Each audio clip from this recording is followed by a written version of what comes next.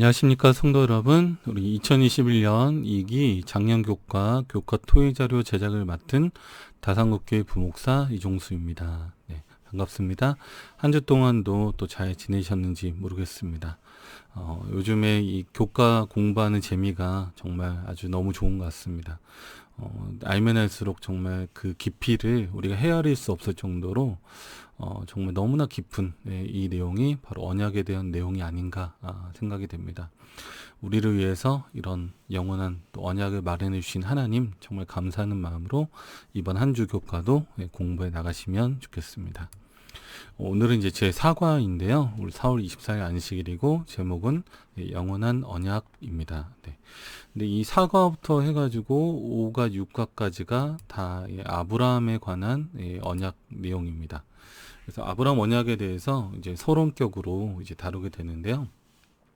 사과에서는 이 언약의 당사자가 되는 하나님 그리고 아브라함 이 두 상호 간의 어떤 모습을 좀 이렇게 보여주고, 그다음에 오가에서는 아브라함에게 주셨던 약속들을 세부적으로 하나하나 짚어가면서 그에게 약속했던 약속의 후사, 또 약속의 어떤 자녀 어떻게 주어지고 또 메시아를 어떻게 또 예표하게 되는가, 이 부분을 좀 보여주고요.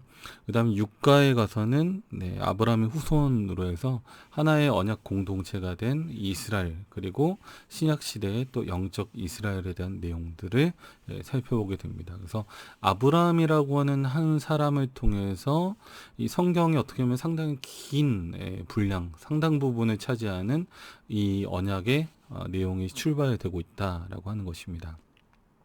그래서 우리가 이제 창세기도 좀 공부해 보면 창세기가 이제 8키워드로 단어로 돼 있잖아요.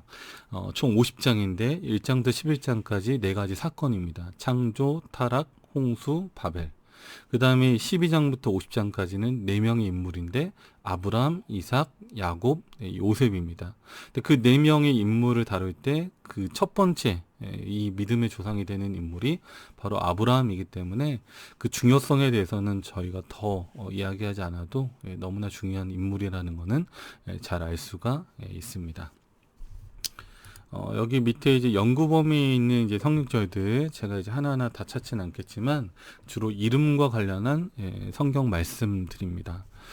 특별히 하나님께서 아브람이라는 이름을 아브라함으로 바꾸신 내용, 그리고 창세기에서는 또 요셉의 어떤 이름들, 아들들의 이름들을 애굽식으로 또 개명했던, 지었던 이름들, 다니엘서에는 다니엘과 세 친구들이 바벨론에 끌려가서 또 바벨론식으로 이름을 지을 수밖에 없었던 그런 슬픈 또 사연들을 이야기하면서, 반대로 하나님께서는 또 하나님의 방식대로 하나님의 소망을 담아서 또 이름을 지어주시는 그런 모습도 볼 수가 있습니다. 그래서 연구 범위에 있는 성경절만 봐도 좀 이번 그 과학 교과가 어떻게 진행될지 조금은 감이 오시죠. 네, 그래서 주로 이름들을 중심으로 다루게 됩니다. 그래서 언약의 당사자, 상호가 되는 어떤 상대방이 되는 하나님은 어떤 분이시고, 또 반대로 아브라함은 또 어떤 사람인가, 이 두 언약의 당사자에 대해서 좀 이렇게 주로 다루게 되는 내용이 이번 교과가 되겠습니다. 우리 기억자를 보면요, 창세기 17장 7절입니다. 내가 내 언약을 나와 너 및 내 대대 후손 사이에 세워서 영원한 언약을 삼고 너와 내 후손의 하나님이 되리라. 네. 이미 아담 언약이 있었고요, 그렇죠? 여자의 후손을 통해서 구원하겠다는 언약이 있었고, 그 언약의 바탕 안에서 또 노아에게도 그 어떤 노아의 후손들을 보존하여서 메시아에 대한 약속이 지속될 수 있도록 해놓은 언약이 있었습니다.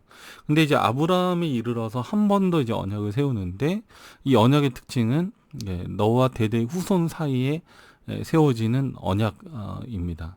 그러니까 이건 대체 그럼 무슨 이야기일까, 그렇죠? 지금까지도 이미 언약이 있었는데 왜 굳이 아브라함 언약이 다시 한번 필요했는가라고 하는 그런 질문입니다. 여기 이제 도표를 이제 보시면요, 성경에는 이제 그 아담의 어떤 후손들의 족보가 나와 있고, 그 족보 안에는 몇 살 때 자녀를 낳았고 또 몇 세까지 살았는지에 대한 기록들이 나와 있습니다. 그러니까 이거를 이제 추산해서 이제 아담으로부터 시작해서 추산해서 연대를 살펴볼 수 있는 이제 근거가 되는 것이거든요. 근데 그 대수를 이제 계산해 보면 노아는 아담으로부터 10대의 손입니다. 예. 정말 신기한 거는 아담이 죽고 난 후에 한 100여 년 정도 지난 후에 노아가 이제 태어나요. 그러니까 아담 언약이 거의 끝날 때쯤 노아 언약이 세워집니다. 그리고 정말 신기한 거는 이제 아담이라는 인물이 살아 있을 때는 너무나 분명한 증거가 있잖아요. 왜냐하면 에덴 동산을 경험했고 또 타락과 또 회복의 전 과정에 대한 약속, 이걸 받았던 아담이 생존했던 기간 동안에는 아마 거기에 대해서 크게 의심할 수 있는 그게 없었을 겁니다. 그러나 아담의 죽음 이후로, 그쵸?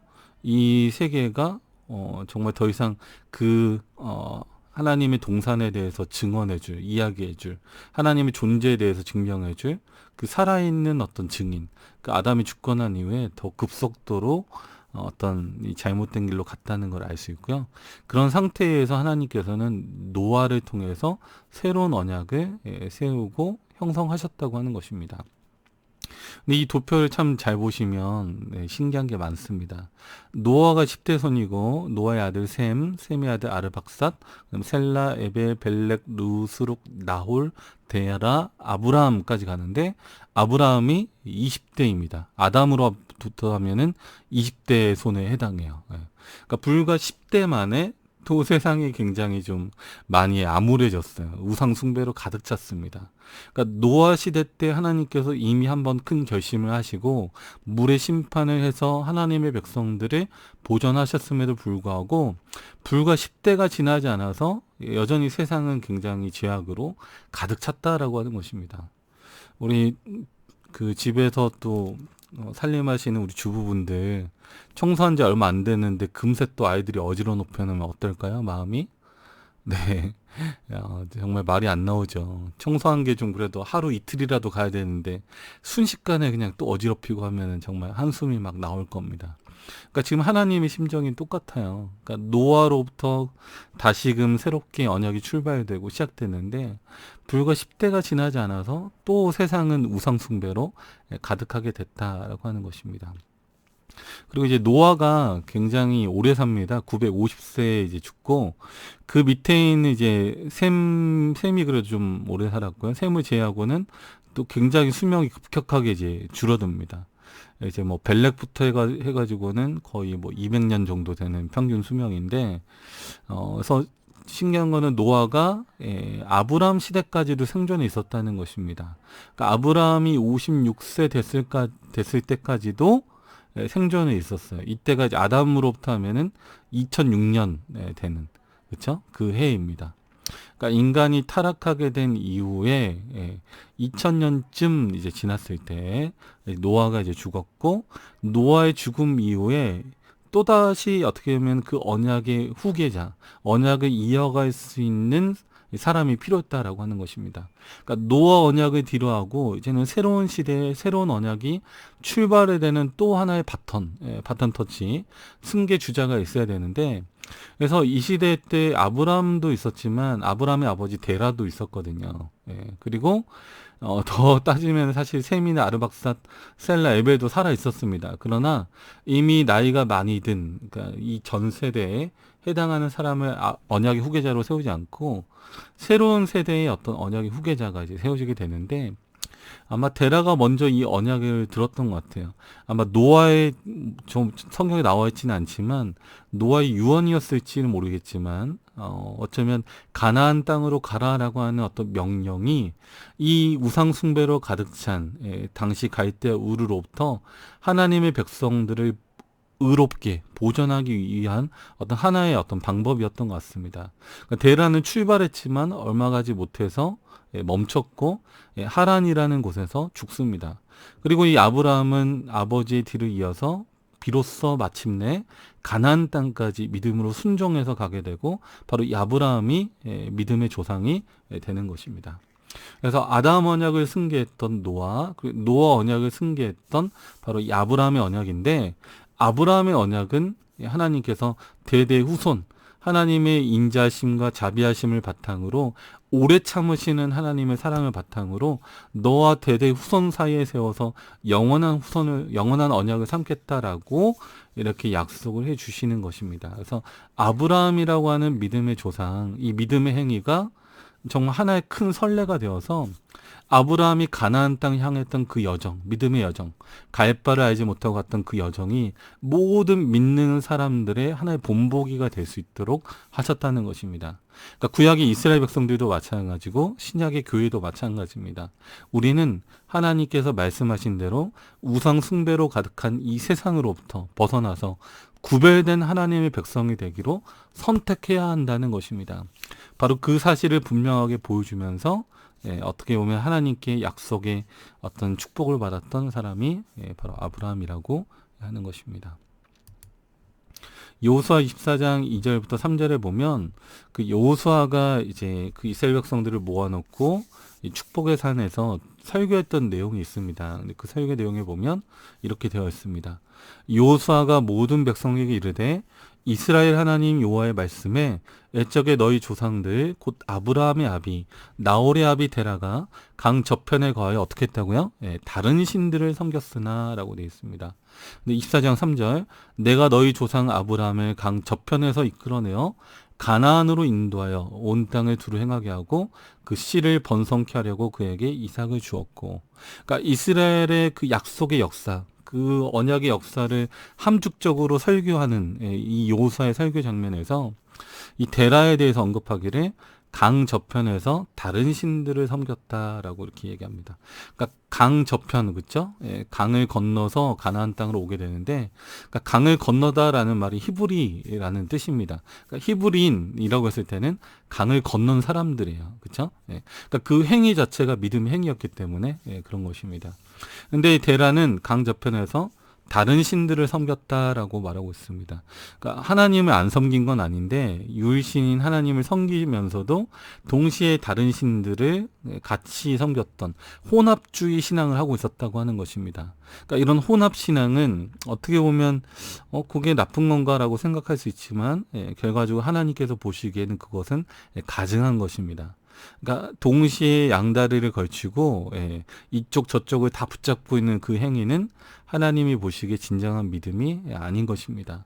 우리의 믿음의 순종은 하나님께 대한 전적인 순종과 헌신으로 나타나야 한다는 것이고, 아브라함은 바로 그런 믿음을 하나님께 표현하고 드렸다는 것을 저희가 확인하게 되는 것입니다. 그래서 저는 이제 출애굽 이전에 우리 성경에서 가장 좀 큰 모티프가 출애굽 컨셉이잖아요. 근데 출애굽 이전에 출바벨 프로젝트가 먼저 있었다. 저는 그렇게 좀 말을 하고 싶어요. 그러니까 바벨탑이 세워졌던 그 시나이 평지 인근에서 발달한 문명이 메소포타미아 문명이고 고대 바빌로니아의 문명입니다.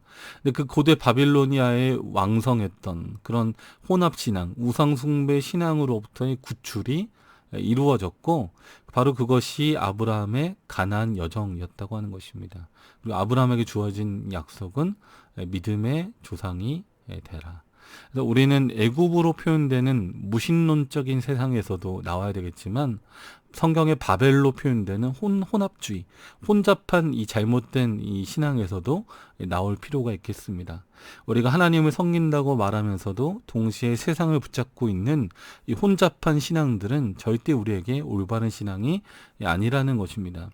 하나님을 순수하게 믿고 의지한다고 말하면서도 내가 가진 재산과 물질, 돈을 의지하고 돈이 굉장히 정말 더 우선순위에 있는 그런 모습이 우리 안에 있다면 우리는 우리의 신앙을 바로잡을 필요가 있겠습니다.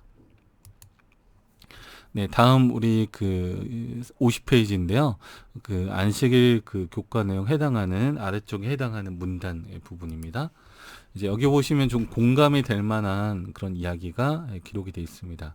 그대는 어린 시절에 폐렴이나 어떤 지독한 병에 걸려 언제 어떻게 될지 모를 정도로 심하게 앓았던 기억이 있는가? 어렸을 때 다들 이렇게 좀 한번 아파본 적 있지 않나요? 그쵸? 네, 감기가 심했거나 여기처럼 이제 폐렴은 이제 폐에 염증이 생길 정도로 좀 심하게 좀 이렇게 된 건데 이렇게 아파본 기억들이 아마 한 번쯤 다 있을 겁니다. 열이 떨어지지 않던 기나긴 밤, 밤새도록 열이 올랐다 내렸다, 그쵸? 잠에서 반쯤 깨어나 좀 희미한 이제 의식으로 불빛 아래 어머니 또는 아버지께서 머리맡에 앉아 계신 것을 보았을 것이다. 아마 그 순간에 느꼈던 그 어머니 또 아버지에 대한 사랑은 아마 누구나 한 번쯤은 되게 감사한 기억으로 다들 남아 있을 거라고 생각합니다. 그래서 밤새 걱정하시면서 간호하시는 그 부모님의 모습, 바로 이것이 하나님의 모습이라는 거죠. 마찬가지로 인간적인 방법으로 비유하자면 홍수 몇 세기 동안, 그러니까 불과 몇백 년이 지나지 않아서 도덕적 암흑이 다시 깊어져 가기 시작했습니다. 하나님께서는 이 죄의 병을 앓고 있는 세상의 곁에 앉으셨다라고 하는 것입니다. 죄가 얼마나 사람들을 순식간에 부패시킬 수 있는지 아시는 하나님께서 죄로 인해 고통받는 하나님의 백성들을 기억하시고 그들 곁에 다가오셨다고 하는 것입니다. 이런 이유로 그분께서는 아브라함을 부르시고 당신의 신실한 종을 통해 한 백성을 세우셔서 당신에 관한 지식을 위탁하시고 구원을 베풀기로 계획하셨다라고 하는 것입니다. 특별히 하나님께서는 이 백성들에게 지식을 주기를 원하시는데 그 이유는 우리가 어떤 병에 걸렸을 때 그 병에 관한 정확한 정보나 지식이 있으면 우리가 빨리 나을 수 있잖아요. 그래서 우리가 죄에 대해서 우리가 어떻게 그것을 다뤄야 되는지, 그리고 하나님께서는 거기에 대한 어떤 또 구원의 방편을 세우고 계시는지, 그러니까 이걸 우리가 정확히 이해해야지만 우리가 바로 이 부분에 대해서 해결할 수 있기 때문에 하나님은 구원에 관한 이 특별한 지식을 우리에게 주기를 원하신다라고 하는 것입니다. 우리 여기 이제 폐렴이 나와서 제가 폐렴을 좀 찾아봤더니 국내 입원 원인 1위래요. 이 폐렴이. 네. 그리고 65세 이상 노인의 사망 원인 1위도 폐렴이라고 하고요. 50세 이상의 감염 질환 사망 1위도 폐렴이라고 합니다. 네, 종합적으로 봤을 때 국내에서 사망 원인 중에 4위에 해당하는 게 폐렴이래요. 그리고 연간 입원 환자는 30만 명이나 된다고 합니다. 저도 이거 수치로 찾아보기 전까지는 폐렴이 이렇게 무서운 거였나 이렇게 생각을 했는데 폐렴이 빨리 이게 치료하지 않으면 안 되는 정말 그런 위험한 질환이구나라는 사실도 좀 보게 됐습니다. 그래서 우리가 아프면 거기 그 질병에 대한 전문적인 지식을 가지고 있는 또 그 의사를 찾아가서 그 의사가 해주는 어떤 조언이나 어떤 처방을 신뢰하고 따르는 것처럼 우리도 하나님으로부터 우리의 죄의 문제를 어떻게 해결할 수 있을지, 그리고 하나님께서 그것들을 위해 어떤 것들을 계획하고 계시는지를 우리가 듣는 것은 매우 중요한 문제가 되겠습니다. 그리고 특별히 여기 이제 아까 본문에 마치 병간호하시는 부모님의 사랑이 그쵸 얼마나 큰지에 대해서 이야기해 놓고 있는데, 이 자녀의 생명을 염려하는 모성애라고 하는 거는 정말 너무나 크고 위대한 사랑이라고 생각이 됩니다. 하나님께서 우리 인류를 위해서 얼마나 큰 사랑으로 우리를 걱정하시고 또 거기에 대해서 우리에게 또 알려주려고 노력하시는가입니다.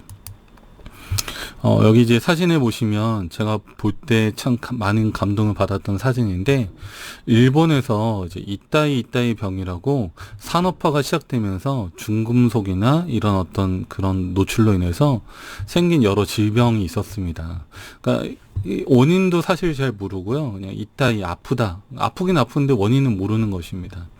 근데 여러 가지 어떤 이 증상으로 굉장히 고통받는 이 자녀를 위해서 목욕시켜주는 그 엄마의 모습이 바로 이 사진에 담겨 있습니다.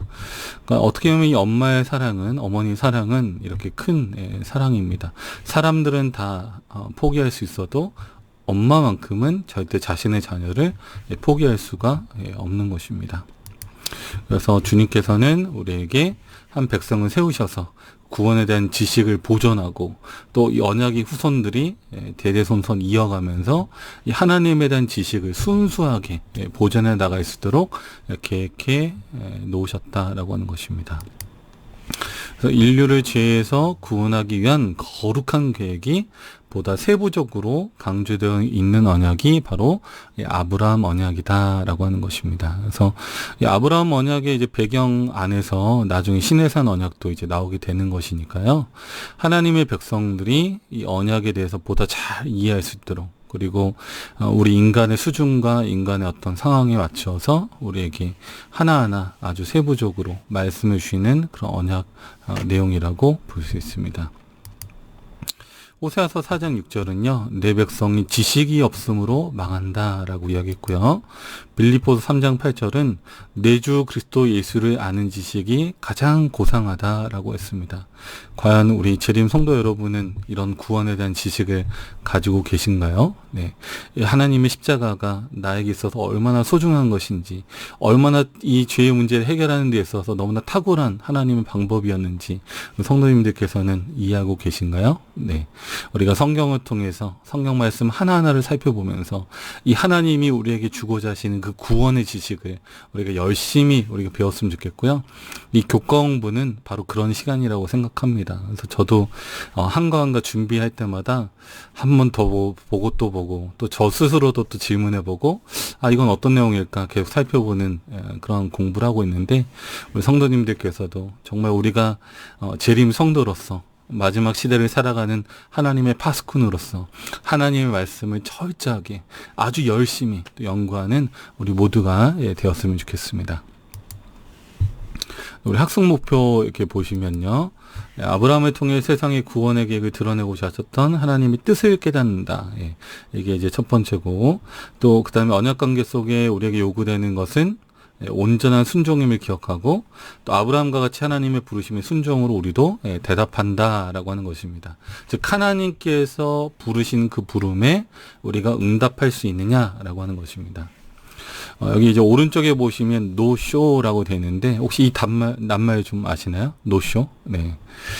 최근 들어서 좀 그 이슈가 되고 있는, 또 회자가 되는 그런 단어인데요. 이제 식당이나 아니면 이런 업체 같은 데다가 미리 예약을 해놓고 이제 방문하지 않는 경우를 노쇼, 나타나지 않았다라고 하는 거죠. 그러니까 예약을 해두고 아무 연락 없이 나타나지 않는 경우를 뜻하는 말인데, 이거를 우리말로는 예약이 부도가 났다, 뭐 이렇게도 표현한다고 합니다. 이 노쇼는 뭐 여러 업종에서 되게 문제가 많이 되고 있는데요. 특별히 서비스 업종, 식당에 뭐 저희 5명 갑니다, 10명 갑니다, 미리 예약할게요 라고 말을 해놓고 어떻게 한다고요? 안 나타나는 것입니다.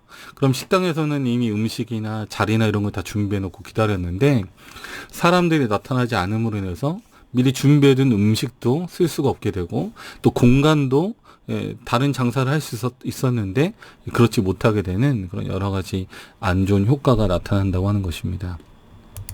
근데 최근에 이제 통계를 보니까 한국의 예약 부도 현황, 1년 동안 한 번 이상 경험해 본 사람 80%가 넘습니다.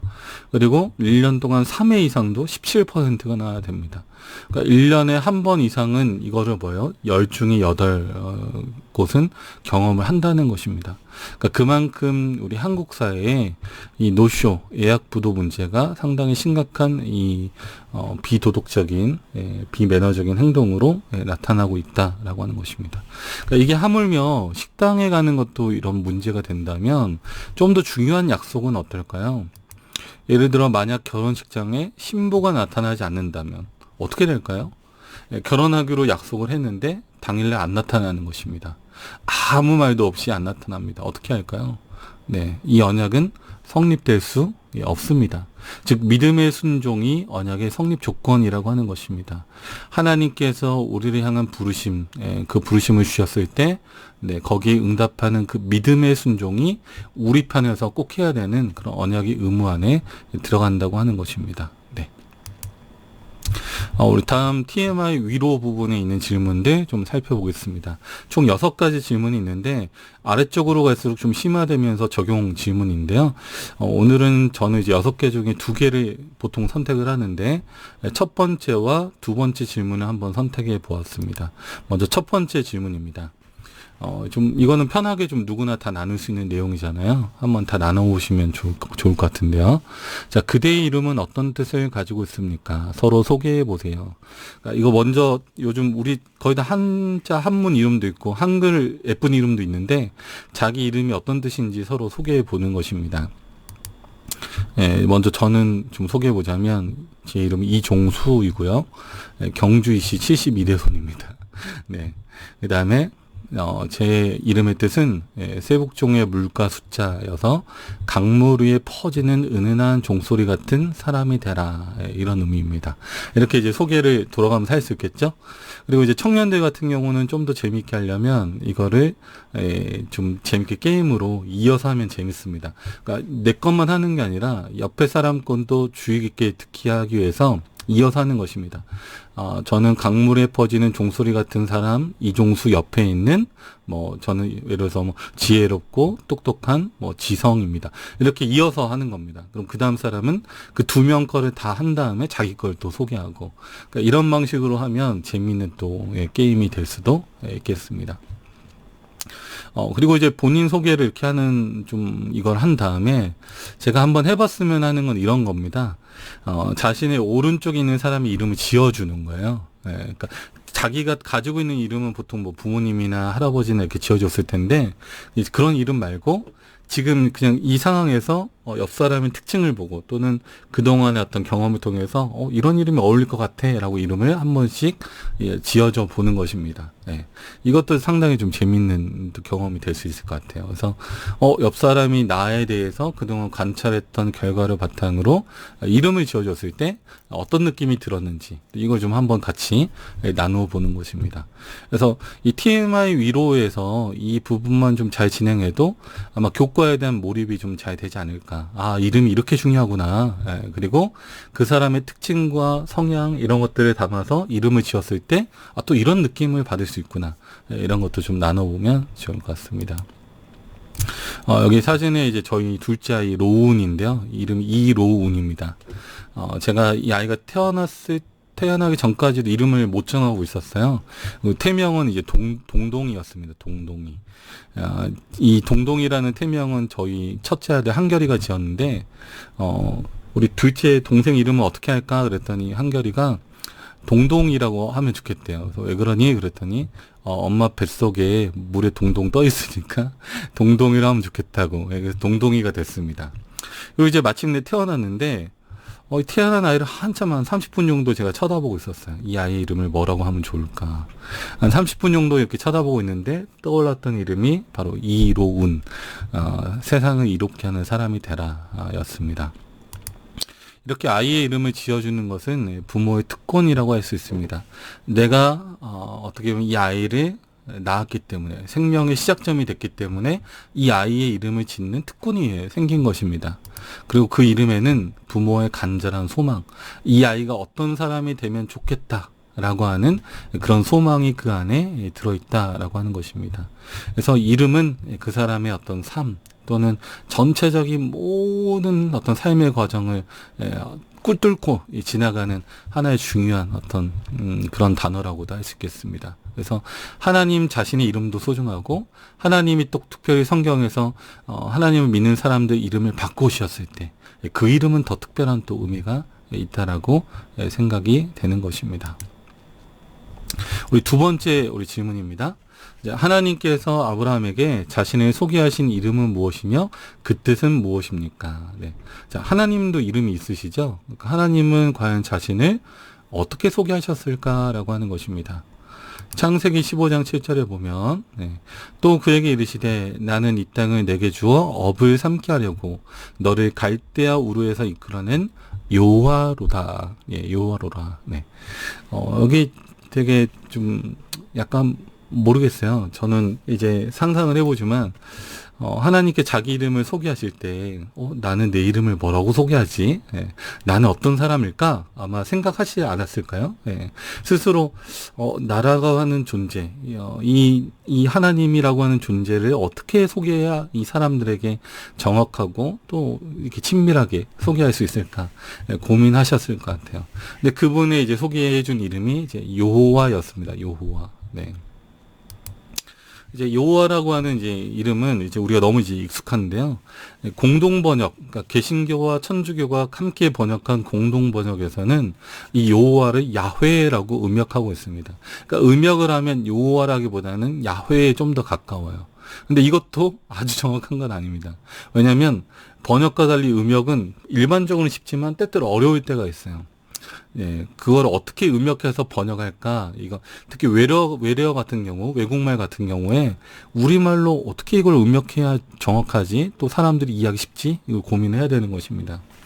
1970년대 문익환 목사 등 공동 번역의 번역자들이 히브리어 야훼를 음역할 때 이 테트라그라마톤이라고 하는데요. 이 네 글자를 이걸 음역할 때 H가 묵음인 것은 알고 있었습니다. 근데 야외로 음역하면 이게 들판이나 바깥을 의미하는 야외와 오해할 가능성이 있었다고 하는 것입니다. 그래서 이러면 안 되겠다. 이해성을 높이기 위해서 야외 대신 야훼라고 하는 말을 썼다라고 하는 것입니다. 네.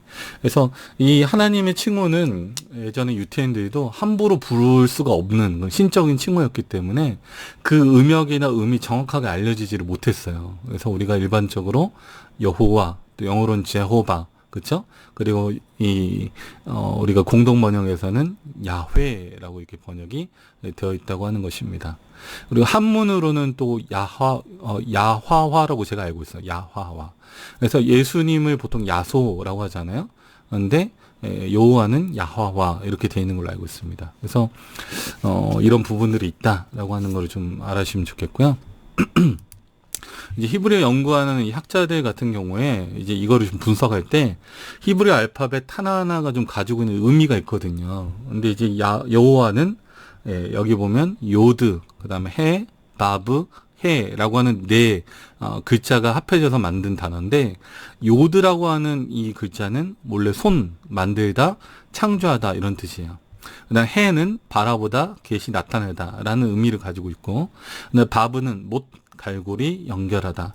해는 아까도 나왔지만 바라보다, 계시, 나타내다라고 하는 뜻입니다. 그러니까 이 네 글자를 그냥 그 글자가 생성된 원리 그대로만 이렇게 해석해서 읽게 되면 그 손을 보라, 그 못자국을 보라 이렇게 해석할 수 있다는 것입니다.